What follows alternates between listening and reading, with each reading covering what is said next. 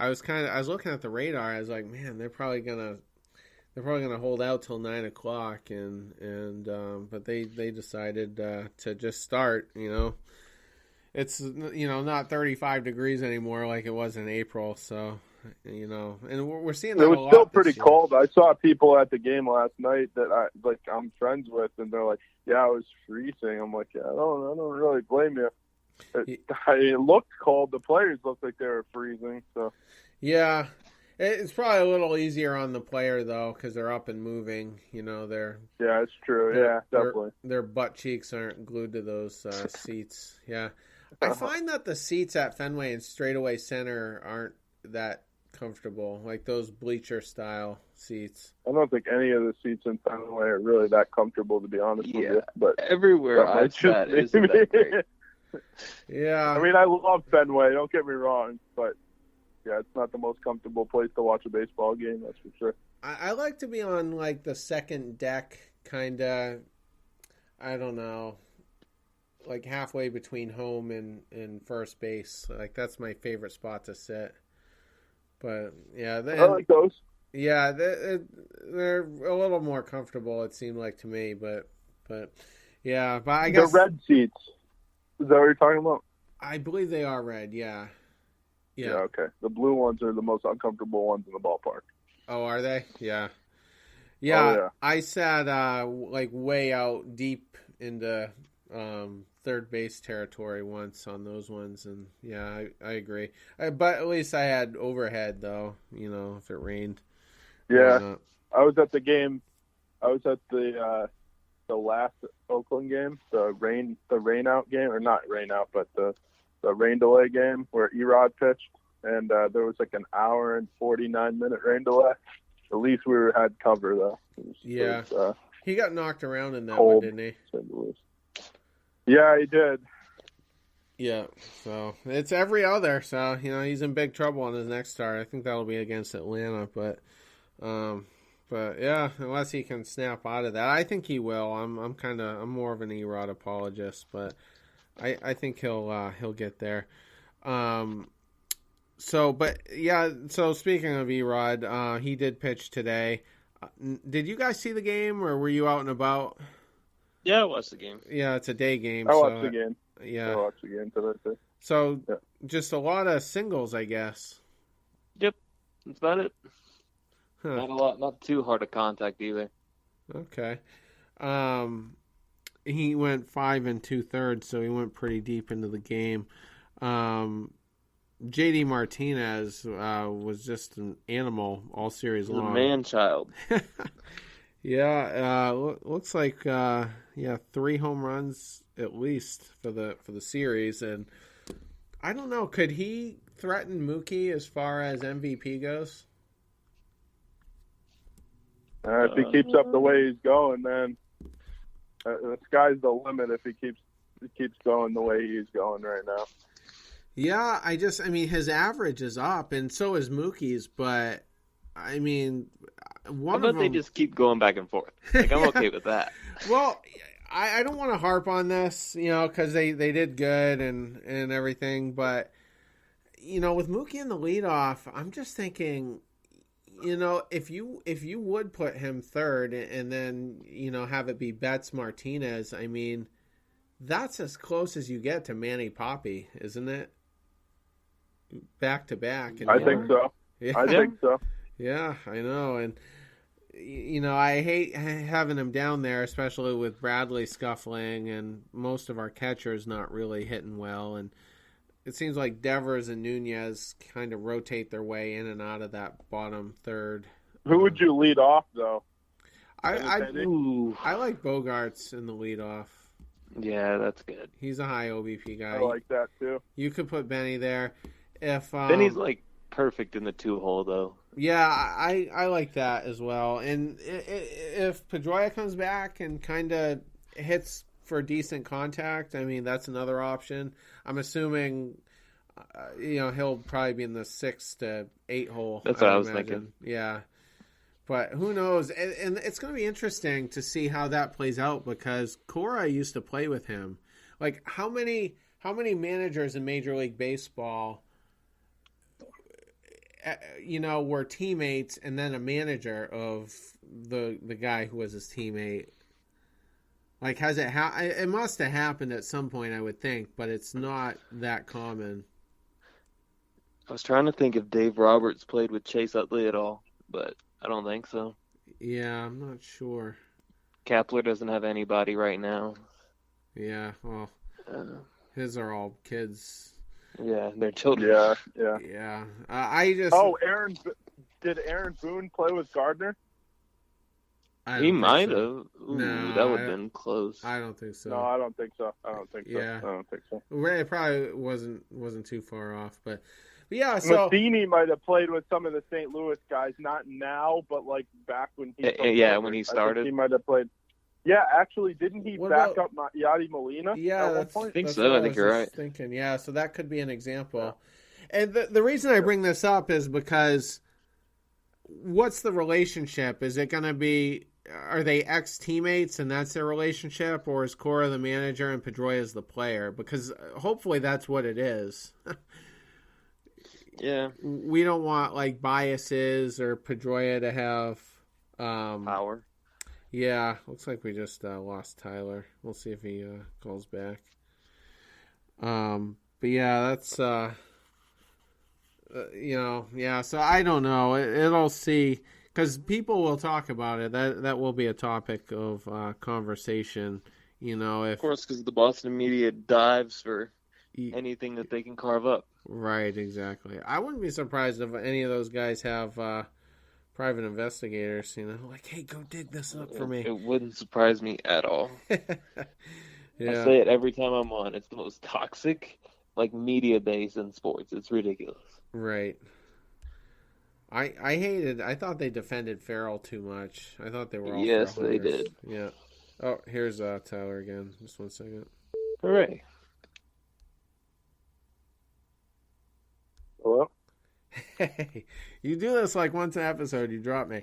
I don't know what the hell happened there. No, that's okay. Don't worry about it. We're good. So we were talking about the Cora Pedroia relationship and how the media might put certain spins on it. Like the worst thing ever would be for Pedroia to go to the 2-hole and have him be like Derek Jeter in his last year. That's the level you're getting, and because Jeter wasn't a 2-hole guy, but Girardi kept putting him there. An 8-hole guy. Yeah, exactly. So hopefully Pedroia doesn't have any special influence. And Austin and I, those 2 seconds you were gone, Tyler, we were talking about how the media loves to dig anyway, and we were complaining about how they were Farrell huggers and would protect him in a way. But yeah, I couldn't figure that one out for the life of me, but. Anyways. Right. Yeah, I think it's like Stockholm syndrome, like the guys who robbed that bank in like Norway or Finland, wherever it was, and then because they were locked in with the bank employees, they kind of, became friends. For anyone who's not familiar. I understand, yeah. Yeah. Yeah, no, I understand that. I think that's what ended up happening, except for WEI, for whatever reason, they just hated each other. Might have had something to do with Minahan and that Rich Keefe in the evening, who he would always call by the wrong name on purpose. Because Keefe called him out on the Kimbrel thing where, Kimbrel was complaining he was being utilized too much. And then speculation about Farrell was managing for his job like in the month of May and needed Kimbrel for 5 outs, every game or whatever. After that, Farrell's relationship with WEI just kind of went in the toilet. Yeah, so anyway, that was just a random thought, because Pedroia is going to be back. I mean, maybe, I don't know, could it happen this week? I think May 25th was the day he had in mind. So at what point can we consider Benny hot? Are we going to say that he's hot now? I mean, he jumped his average up 30 points in a series. I would say he's sizzling right now. I'm ready for him to just boil up. Yeah. Well, I think he is. I mean, he hit, at least 2 home runs this series. Yeah, 2 in the series. Yeah. So he's, I think he doubled it. You know, that puts him at 4 or so. I think he's at 5 now. Oh, is he? So yeah, okay. Yeah. So yeah, he's getting up there. He just had a slow start, and you know, there was all waiting on this for a while, so I'm like, right, just celebrating the little that I can.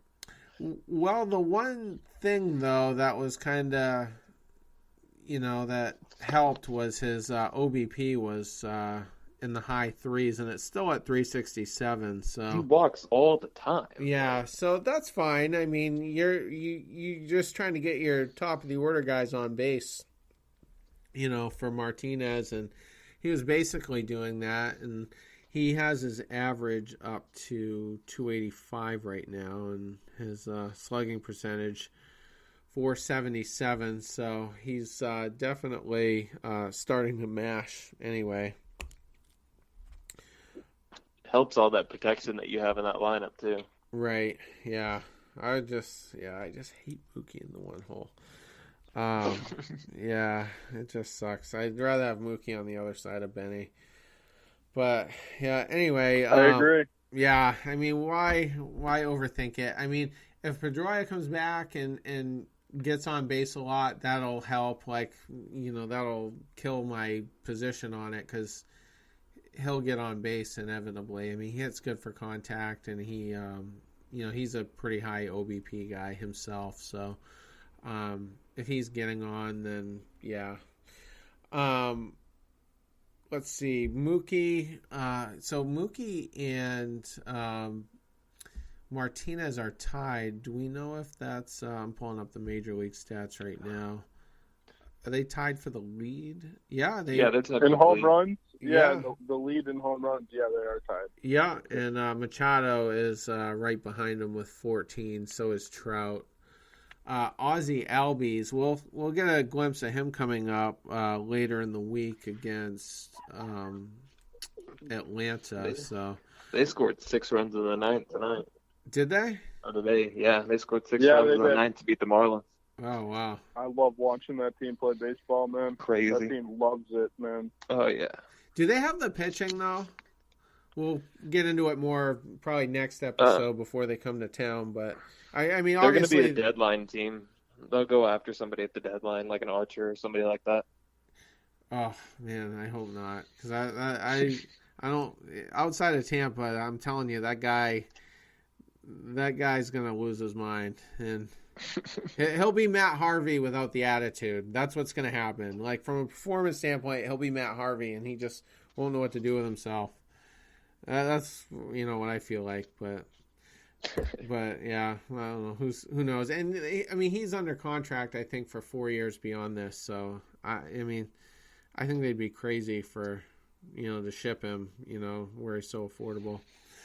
But also, didn't Chris Davis of Oakland leave the game today? I think he's out with a groin injury.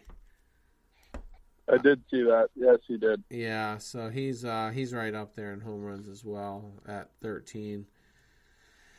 Yeah, Blackman is up there. He's having a pretty good year. Harper's up there too, and he's only hitting 224 though. So he's like Chris. That's ridiculous. He's like Chris Davis right now, just mashing, but you know, not hitting for average. His OBP though, like Benintendi though, is actually astronomical. He's got a 387. So I guess it. That's because they're so scared of him though. Probably, yeah, and they don't want to pitch him in the zone. Yeah, especially late. Who's behind him in the order? Do you know? At this point, I mean, he was leading off for a whole week in a row, so it was like you kind of had to pitch to him. But okay, that's kind of weird. I wonder. It was crazy. I wonder if they're trying to emulate, you know, Boston and Boston's kind of emulating Houston in a way with Springer, but I think Mookie's a way better player than Springer. I think. Yeah, I agree. From a consistency standpoint, anyway. Yeah, pretty much every facet he's better than Springer. Yeah, not that Springer's a slouch. I mean, no, it's just a compliment to Mookie. Yeah, exactly. Yeah, he's like basically Trout level. That's about where he's at. Yeah, Trout's probably a little more durable though, I would think. But yeah, so I think Trout's just, I mean, like a lot of people don't realize this, but I think Trout's